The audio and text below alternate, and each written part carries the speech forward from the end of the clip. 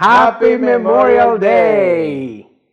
That is right, my friends. Look at this. This is the first time we have a guest in this show.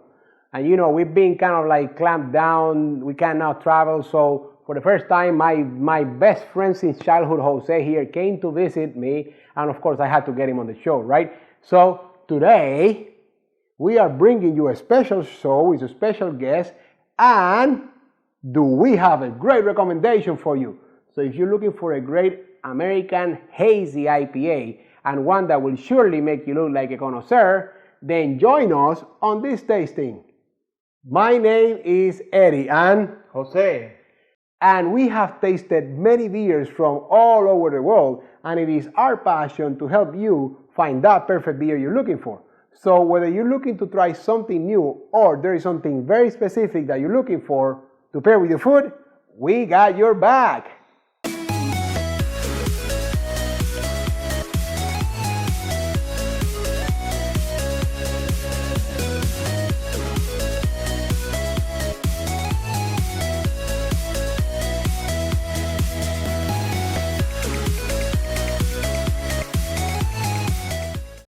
Welcome back, beer lovers. Thank you for spending the next few minutes with us. As I said in the intro, my name is Eddie and this is my best friend Jose. And on this channel, we taste and review all kinds of beers and give you our most honest opinion about them, as well as some ideas to pair them with your food, just like the one you're about to watch. So if you're new here, consider subscribing and hitting that bell icon down there so you're notified every time we release or I release a new beer review video. And if you like that video, hit that thumbs up. You know how we do it. Now, what did we say in the intro? We have a great American Hazy. And check this out. From our friends at Terrapin, we have their High and Hazy. Oh, crap.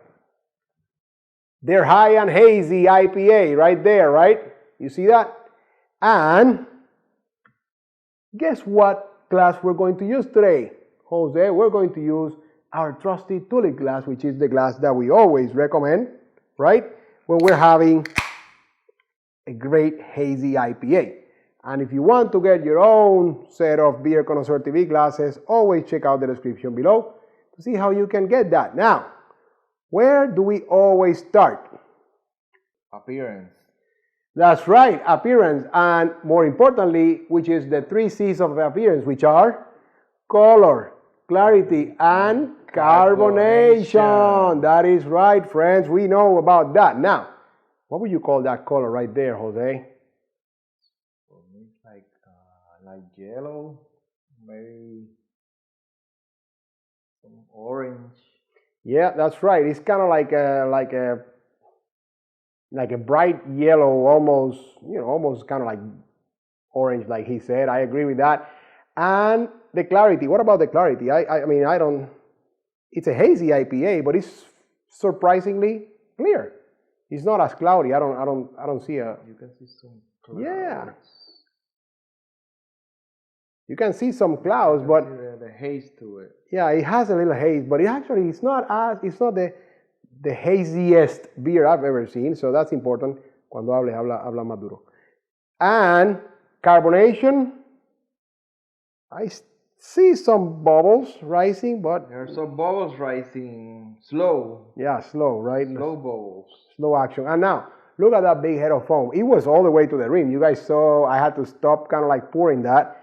However, look at how fast it's dissipating. It's almost half of what it was already. It's a very nice white fluffy head, but it does dissipate rather quickly. Now where do we go next? The aromas, right? So we're going to let you know what we're picking up here. Check it out. What do you think? Yeah, some fruity aroma, like citrus. Yep. Citrus on it. That's right. I agree with that. It's very citrusy, citrus forward. A little bit of tropical juices there, kind of like sweet tropical juices there. That's kind of like the predominant, kind of like a pineapple, even maybe like a rind, like either orange rind or or some maybe mango, papaya.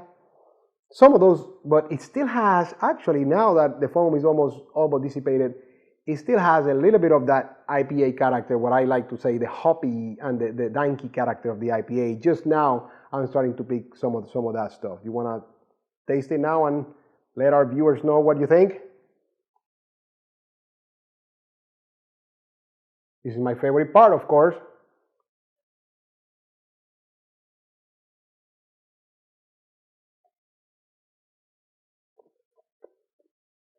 What do you think? Very light. What else? Do you pick up anything distinguishably? It's like the fruity flavor. That's right. You know, I always like to describe it in the 3 stages, right? So the tip of the tongue is actually very, like he said, it's very citrus forward, but it's kind of like bitter. So it almost feels like grapefruit. And then towards the middle, there's all that hoppiness from the IPA flavor. I feel a lot of that. And then towards the end, that dankiness from, do you feel the aftertaste still? Or not anymore? No, not too much aftertaste. So I felt something in the back there, kind of like still some of that peppery or just bitter, kind of like IPA bitter with a hint of that grapefruit or even citrus rinds or something like that. So that's kind of like the flavor profile. And like he said, it's very light and refreshing. So I'm going to take another sip because I'm thirsty. Now, you know, all that is important when we're going to share you the next piece, which is the part that really rounds you up as a connoisseur, the food pairings, right? Now, you know the whole deal with IPAs, bold foods and stuff like that. However, with the fruity, more juicy, citrus forward IPAs, we kind of change it up to kind of match those flavors. And today, my friend, the cook aficionado here, has cooked, what do you call that thing that you have cooked there? It's a salted octopus with garlic and butter. There you go. I mean, like he's been in the kitchen. He's been busy here the last hour or so, and we have a great sautéed octopus here with garlic and butter. You said? Yeah, butter. Yeah. So I think this is gonna be our first pairing, and it's gonna be a winning pairing. So what do you say? Let's just taste it and let people know what we think. I got this passion, and it's burning deep inside of me. And this time, no. I know what I think already, but I want to let you guys know what he thinks first. The combination of the salty and the fruity, good combination. Definitely. I'm on board with that. I mean, because there is definitely a good match here with, like he said, the citrus fruity juices and the salty from the actual octopus, the whole, the way he cooked it. The garlic. Yeah, the garlic. You're absolutely right, my friend. So yeah, that was a great pairing right there. And we're gonna have some more of that here as soon as we finish recording this. So you know what, we're gonna be enjoying that with the High and Hazy IPA. Now, a couple more things that I can recommend for you is a sesame crusted tuna. That will also go great with this beer. And if you want to deviate a little bit from the seafood theme, go with some Asian orange chicken. That will also be a great pairing here. And you know the cheese, always we like to give you some ideas. So cheddar is going to be our recommendation. Kind of like, not very mature, not very aged, just kind of like a regular cheddar. That should go great. Now, you can always trust me to give you a great recommendation as far as the dessert pairing. And today's no exception. We have a great recommendation as far as the dessert pairing, and I think you're going to enjoy that. So go ahead and open the description below. Check out, that's our gift to you. Now, that concludes today's lesson, but we want to ask you, have you had Terrapin High and Hazy IPA yet? What do you think of it? Come on, leave us some comments below. We love to understand and know what you're thinking. We hope we have helped you gain some beer knowledge, and as we all continue on this journey of becoming beer connoisseurs, And I encourage you to be on the lookout over the next few days when we release the next beer review video, because you never know what's going to happen. We may have another guest. But until then, enjoy, right?